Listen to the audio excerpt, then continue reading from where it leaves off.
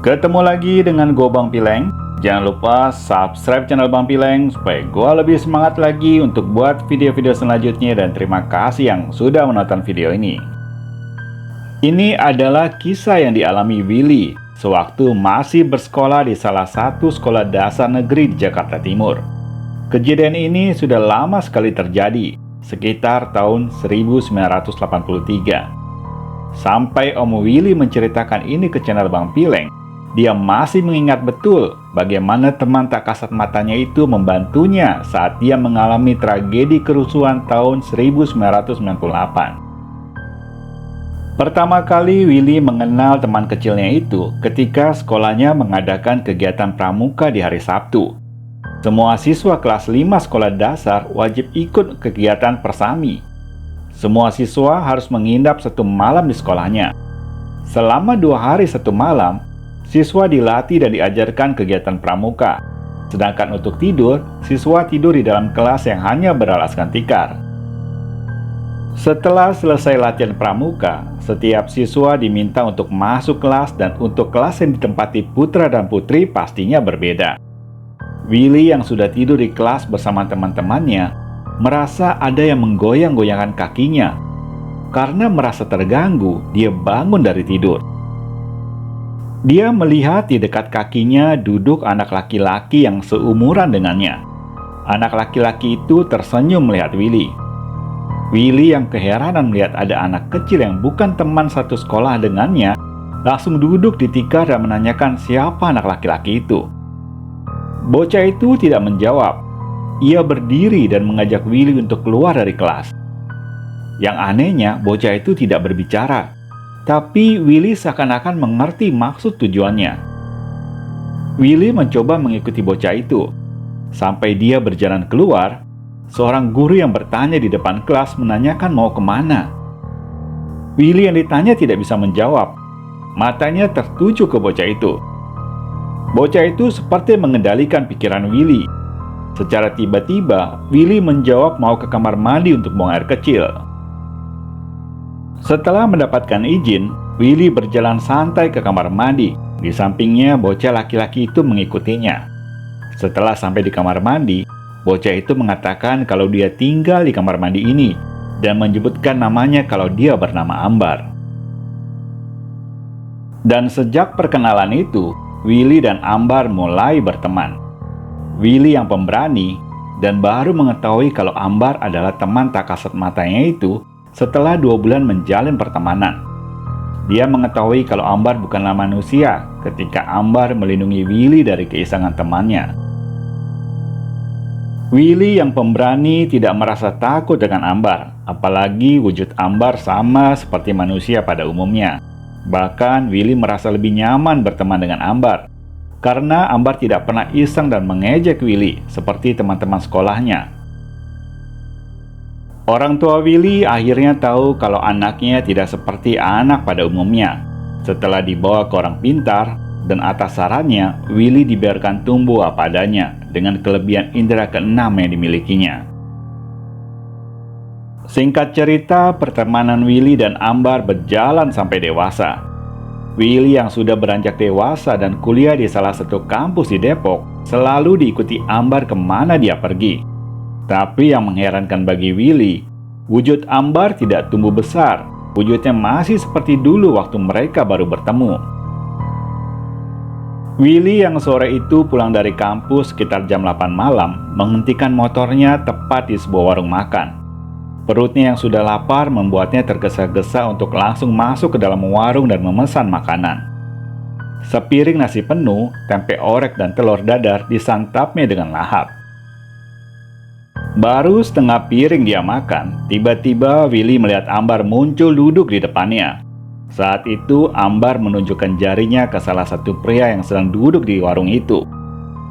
Secara refleks, Willy langsung menatap laki-laki yang ditunjuk Ambar tadi. Saat Willy menoleh ke samping, ternyata pria itu juga melihat ke arah Willy dengan tatapan mata yang sinis. Karena merasa dilihatin dan kurang nyaman, Willy meneruskan makannya. Sekali-sekali matanya melirik ke arah Ambar. Dia tidak tahu apa maksud Ambar menunjukkan jarinya ke arah pria tadi. Belum juga sampai 5 menit, Ambar yang tadi ada di depannya sudah berpindah berada di samping Willy. Ambar menarik tangan Willy dan menyuruhnya untuk melihat ke arah motor yang terparkir di depan warung. Willy langsung menoleh keluar warung. Dilihatnya seorang pria sudah berada di atas motornya dan menyalakan motor dengan kunci motor yang masih tergantung di motor Willy. Melihat itu, Willy langsung berlari keluar, dan saat yang bersamaan, dia juga melihat Ambar sudah berada di atas motor sambil memegangi tangan pria itu. Karena tidak berhasil menyalakan motor, pria itu langsung kabur menaiki motor yang dibawa temannya. Karena panik, Willy sempat berteriak, sehingga banyak orang berkumpul di depan warung setelah gagal pencurian itu. Dan pria yang ada di warung itu juga yang tadi mengeliati Willy, sekarang sudah tidak tahu entah kemana. Ternyata Ambar membantu Willy memberitahu niat jahat pencuri motor dan menghambat pencuri itu. Selain kejadian itu, Willy dan keluarga juga pernah merasa terbantu oleh Ambar ketika ada makhluk tak kasat mata lain yang memasuki rumah mereka. Berawal kepulangan adik Willy yang bernama Eric dari sebuah villa yang berada di puncak, Eric dan teman-temannya berkumpul di sebuah villa yang disewanya. Mereka mengadakan acara kumpul bersama setelah berpisah 1 tahun sejak tamat sekolah. 2 hari berada di villa, Eric dan temannya pulang ke rumah masing-masing. Malam di rumah, Eric yang biasanya kumpul di ruang tengah untuk menonton acara televisi, kali ini dia hanya berada di kamar saja. Ayah dan ibu menyuruh Willy untuk memanggil adiknya itu. Sampai di kamar, Willy melihat Eric duduk di pinggir ranjang. Eric terlihat lemas, tangannya berkali-kali memegang pundaknya sendiri. Pundaknya terasa sakit. "Rick, dipanggil ibu, suruh ke ruang tengah." Eric tidak menjawab. Dia memijat pundaknya sendiri, seperti orang kesakitan. "Lu kenapa? Sakit?" tanya Willy menghampiri adiknya itu.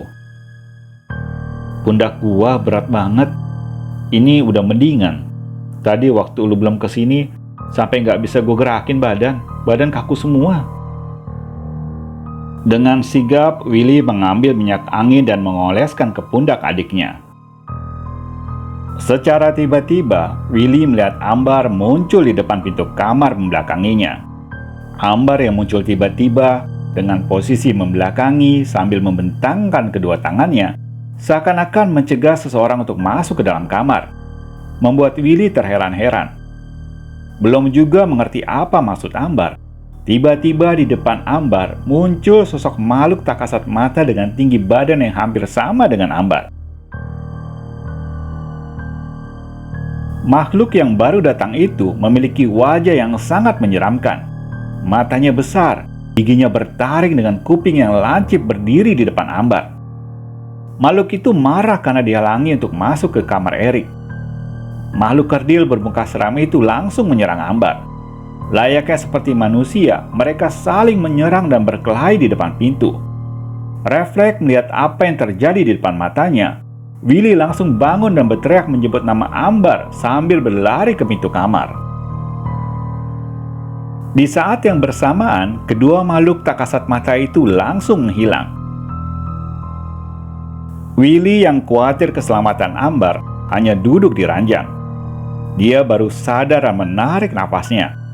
Dia kembali mengingat kalau Ambar itu bukanlah manusia. Tadi dia refleks mau membantu Ambar karena merasa Ambar sudah seperti adiknya sendiri. Kebesokan harinya, saat Willy sedang rebahan di ranjang, dia melihat Ambar berdiri di depan pintu. Sejak Willy menyaksikan perkelahian Ambar kemarin, baru inilah dia melihat Ambar lagi di rumah.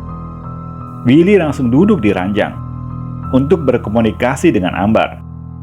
Ambar memberitahu kalau makhluk kerdil yang datang ke rumah berasal dari kebun kosong yang ada di villa di mana Eric menginap.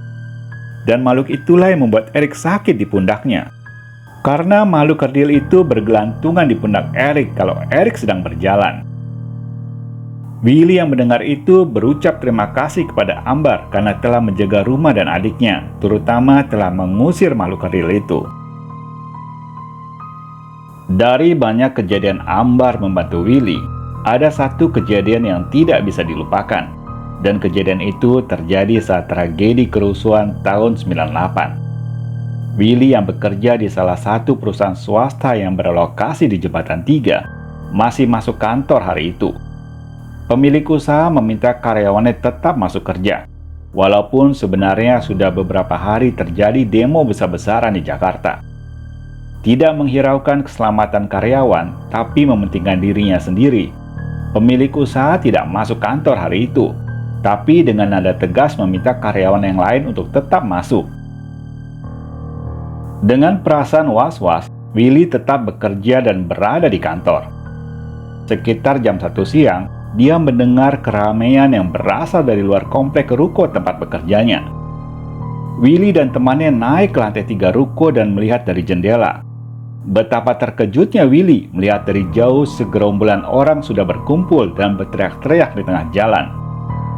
Tanpa berpikir panjang lagi, semua karyawan bergegas untuk keluar dan turun dari lantai 3. Willy yang saat itu sedang mengambil tas dari dalam lemari, merasakan ada seseorang di sampingnya. Dia melihat ke samping dan ternyata di sampingnya sudah ada Ambar. Seperti mengerti maksud Ambar, Willy merasakan harus keluar kantor sekarang dan pergi sendirian. Willy tidak boleh mengajak temannya atau dia mengikuti temannya saat pulang nanti. Yang Willy rasakan saat itu, Ambar menyuruhnya untuk berjalan sendirian. Walaupun Ambar tidak berbicara, tapi dia tahu maksud Ambar. Dengan terburu-buru, Willy dan temannya keluar dari kantor. Saat sampai di depan pintu kantor, temannya yang turun bareng dengannya memilih untuk berjalan lewat sebelah kanan. Willy yang saat itu bingung mau lewat mana, hanya berdiri di depan pintu. Seseorang temannya menarik tangan Willy untuk mengikuti mereka. Di saat yang bersamaan, Willy melihat Ambar berdiri dan melambaikan tangannya untuk lewat ke arah kiri. Willy yang melihat itu langsung melepas tangan temannya dan berlari menuju jalan di mana Ambar terlihat di sana. Teman-temannya saat itu melihat Willy berbeda arah berteriak dan memanggil Willy. Tapi Willy tidak menghiraukan. Dia tetap berjalan mengikuti Ambar. Tepat di pertengahan jalan, Willy berpapasan dengan segerombolan orang yang membawa kayu dan berteriak-teriak. Rasa takut yang luar biasa dialaminya saat itu. Apalagi Willy memiliki warna kulit yang putih dan bermata sedikit sipit. Tak jauh dari depan Willy, seorang pria yang juga baru pulang dari kantor tepat berada di depan gerombolan massa yang bersikap anarki. Tanpa basa-basi, massa langsung memukuli dan merampas barang bawaan pria yang ada di depan Willy. Willy yang ketakutan mundur ke belakang dan berusaha untuk lari. Ambar yang ada di sebelahnya seperti menghipnotis Willy. Rasa takutnya hilang seketika begitu melihat Ambar berdiri di depannya. Ambar seperti melindungi Willy dari massa yang lewat di depannya. Ambar membentangkan tangan, dan secara bersamaan gerombolan massa yang bersikap anarki lewat begitu saja di samping Willy. Mereka seakan-akan tidak melihat Willy berada di situ. Willy harus berjalan dan berlari ratusan meter untuk menghindar dari gerombolan massa yang sedang merusak ruko dan bangunan yang ada di sekitarnya. Mereka melempari kaca-kaca gedung dan merusak fasilitas yang ada di situ. Willy berjalan terus karena tidak ada angkutan kota atau bis yang beroperasi saat itu. Tiba-tiba Ambar yang ada di sampingnya menghilang tak kemana. Willy tetap meneruskan jalannya walaupun ada perasaan takut. Setelah berjalan jauh puluhan meter, Willy merasa ada motor yang mengikutinya dari belakang. Refleks dia langsung menoleh ke samping. Seorang laki-laki setengah baya yang mengendarai motor menawarkan Willy untuk ikut dengannya. Willy yang takut dan tidak percaya dengan laki-laki itu hanya terdiam. Sekali lagi pengendara motor menawarkan Willy untuk ikut dengannya. Dan secara bersamaan, Ambar yang tadi tidak ada, secara tiba-tiba berada tepat di samping motor, dan seakan-akan menyuruh Willy untuk ikut dengan laki-laki itu. Tanpa basa-basi lagi, Willy langsung naik ke atas motor dan ikut dengan laki-laki itu. Dengan kebaikan hati, pria setengah baya mengantari Willy sampai di rumahnya yang berada di Pondok Kelapa, Jakarta Timur. Banyak pengalaman yang tidak masuk akal yang dialami Willy sejak mengenal Ambar selama ini. Ambar yang banyak menolongnya membuat Willy merasa nyaman dan sayang kepada Ambar. Tapi sangat disayangkan, pertemanan mereka harus terpisahkan sejak kedatangan paman ke rumah orang tua Willy. Paman Willy yang memiliki ilmu kebatinan telah mengambil Ambar dari rumah Willy. Dengan berbagai alasan, paman telah memisahkan pertemanan mereka. Dan sejak itu, Willy tidak pernah lagi melihat Ambar ada di rumah. Bahkan di mana Willy berada, dia tidak pernah melihat Ambar lagi. Willy yang merasa kecewa dan sakit hati kepada pamannya, hingga sekarang tidak pernah lagi mau bertemu dengan pamannya itu, dan selalu menghindar untuk bertemu dalam acara keluarga. Itulah cerita pengalaman Om Willy sejak mengenal temannya yang tak kasat mata. Sampai di sini dulu ceritanya. Jangan lupa subscribe dan nyalakan lonceng notifikasinya supaya kalian tahu kalau gua ada upload video baru. Salam dari Bang Pileng.